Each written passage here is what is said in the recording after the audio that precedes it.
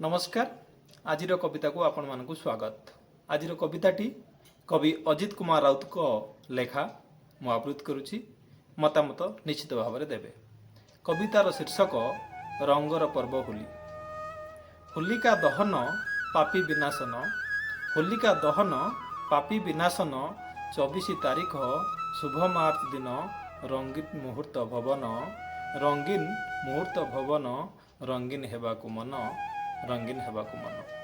आउ फगुण पूर्णिमा होलीर महिमा, कला धला नाली काहीरे उपमा 25 तारीख दिन रंगीन हेबाकु मन, रंगीन हेबाकु मन।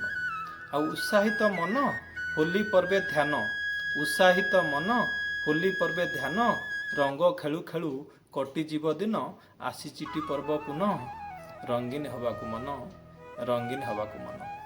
आउ नाही जाति भेद नाही प्रतिवाद, नाही जाति भेद नाही प्रतिवाद, होली खेलिबारे प्रीति प्रेम हृद, रंग रंजित बदन, रंग रंजित बंदर बदन, आनंद मुहूर्त भुवन, आनंद मुहूर्त भुवन।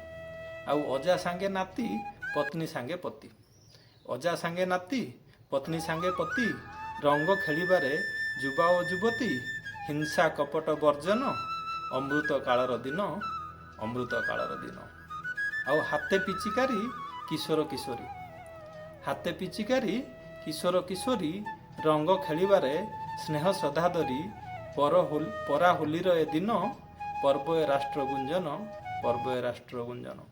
आउ अमृतर काल रंग खेल बेल, अमृतर काल रंग खेल बेल, राम बाल्य रूप भक्तिर कजल, काल को करी लेपन, रखिबा धर्मर मान, रखिबा धर्मर मान। आ नुआ भारतर गौरव कीर्तिर, नुआ भारतर गौरव कीर्तिर लेखे इतिहास निरीहे आजिर, आत्मनिर्भर ज्ञान, आत्मनिर्भर ज्ञान, रंगीन मर्त्य भुवन, आज रंग खेलिबाकु मन, रंग खेलिबाकु मन। धन्यवाद।